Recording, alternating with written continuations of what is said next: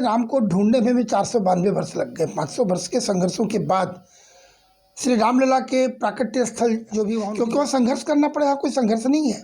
वो प्रथम बार था, अब तो ये द्वितीय बार है, इसलिए और उमंग के साथ है। लोगों का एक प्रैक्टिस रिहर्सल हो चुका है पहले, बहुत अच्छे मन से और बहुत भव्य बनेगा, यह मैं विश्वास दिलाता हूँ। तो शिव तो है, किंतु शक्ति के बिना फिर शिव भी अधूरे हो जाते हैं, शव माना गया है।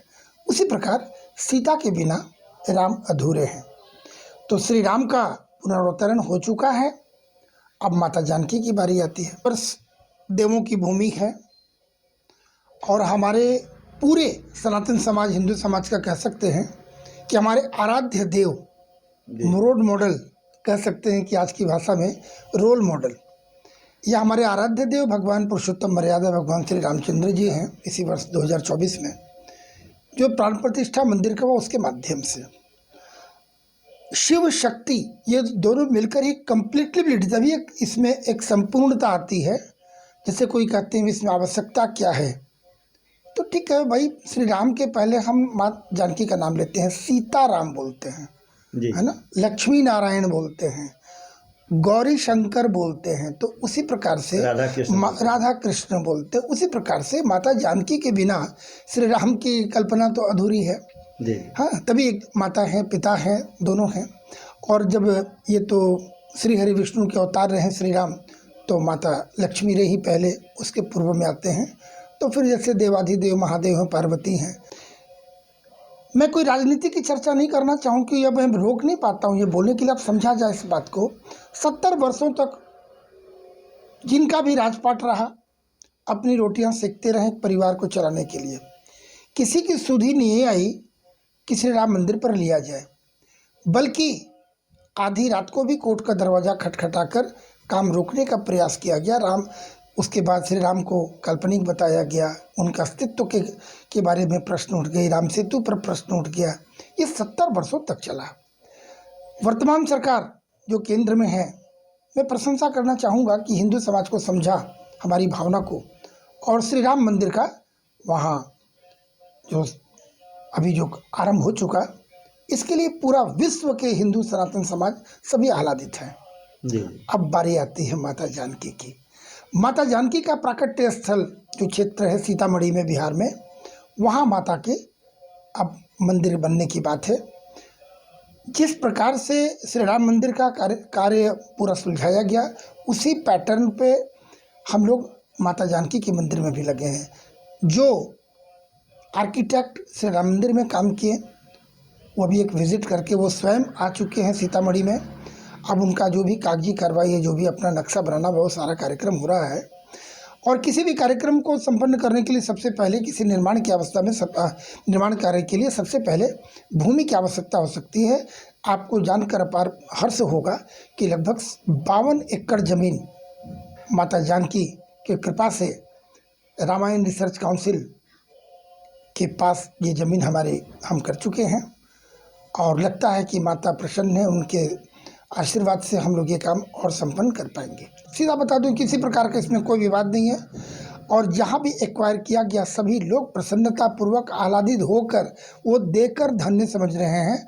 और जो ऐसे भी ज़मीन जिसको हम लोग खरीद रहे हैं, किसी प्रकार का ना कोई विवाद है, ना कोई रोष है, ना कोई असंतुष्टि है, क्योंकि इतने बड़े काम में हम लोग पावन कार्य में बहुत शुद्धता, पवित्रता हम लोग बरते, इस बात को दृष्टिकोण पर रखते हुए सारा काम किया जा रहा है। समाज में, भारतवर्ष में कुछ ऐसे लोग हैं जो पानी में लाठी पीटने की उनकी आदत है, तो उनकी हम चिंता भी नहीं करते। देखिए, इसके लिए मैं एक उत्तर ये देना चाहूँ, आपको बड़ा अच्छा लगेगा सुनकर। या हम सतयुग की बात करें, त्रेता की बात करें, द्वापर की बात करें, जब हमारे ऋषि मुनि जब यज्ञ करते थे, तो साधु संत, डाकनी, सातनी, भूत, पिशाच, ये सारे आते थे विघ्न डालने के लिए जी। तो कम से कम एक देखिए, हमारे कलयुग में एक विभिन्नता तो यह है कि पहले जो ये भूत प्रेत और राक्षस आते थे, उनकी वेशभूषा होती थी राक्षसों का। आज उससे ज़्यादा खतरनाक क्या हो गया है, हमारे ही वेश में, इसी वेश में, इसी मुखौटे को लगाकर हमारे ही समाज के लोग विरोध करते हैं। राम के विरोध में आप देखिए ना, कुछ दल के हैं ना बड़े बड़े वकील, तथाकथित वकील, वो राम के विरोध में खड़े हो गए, होते हैं, आज भी होंगे। तो उनका विनाश अवश्यंभावी है। हम सनातनी हैं, सहिष्णु हैं, हम तो आशीर्वाद देंगे, उनको शुभकामना करेंगे, उनके हम नाश करने की अभिशाप नहीं देंगे। हम कहें भगवान उन्हें भी सबुद्धि दे। जब 22 जनवरी को सभी को ससम्मान बुलाया गया कार्ड देकर, वो भागे नहीं जा पाए, और अब उनको श्री राम से नज़र मिलाने की भी हिम्मत नहीं है। वो दर्शन नहीं कर पाएंगे। कैसे जाएंगे श्री रामलला के सामने? अंदर में चोर है, उसका आत्मा स्वयं कहेगा कि तुमने तो विरोध किया था श्री राम का। आज किस मुख से आए हो? चंदा तो शब्द ही नहीं, निधि समर्पण आप याद करें।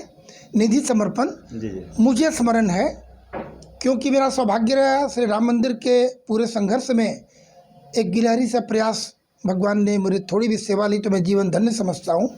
आज दोबारा माता ने मुझे यहाँ डिप्यूट किया है कि तुम्हें ये कार्य करना है। मैं तो आह्लादित होता हूँ, 140 इस भीड़ के अंदर में ये छोटा सा बालक कहाँ आ गया। तो मैं समझता हूँ कि बहुत अच्छी प्रेरणा मिलती है, मुझे काम करना है। आपको स्मरण होगा, सभी लोग दर्शकों को समझते होंगे, आप भी जब 11 रुपये निधि समर्पण दे रहे थे तो हम यानी प्रयागराज में बैठकर जब हमने निर्णय किया कि मंदिर कैसे बनेगा, तो उसी समय काफ़ी पैसा, बहुत बड़ा धन उस समय आ रहा था हमारी बैठक में बैठने के बीच में करोड़ों। तो हम लोगों ने मना किया, पूरा संत समाज और विश्व हिंदू परिषद, कि हम लोग जन जन के राम हैं। एक एक लोग, या किसान हो एक खेत से, एक परचून की दुकान की चाहे गुप्ता जी हो, सब्जी बेचने वाला हो, सफाई कर्मी बंधु हो, घर की महिलाएं हैं, सभी की भागीदारी हो, क्योंकि राम सबके हैं। तो लगना चाहिए मंदिर हमारा। और आज देखिए लोगों के अंदर में भाव कि जो दर्शन अभी तक नहीं भी कर पाए, वो किस प्रकार से भाव विह्वल हो रहे कि कब श्री राम का दर्शन होगा। और जो दर्शन करके आए वो तो पागल।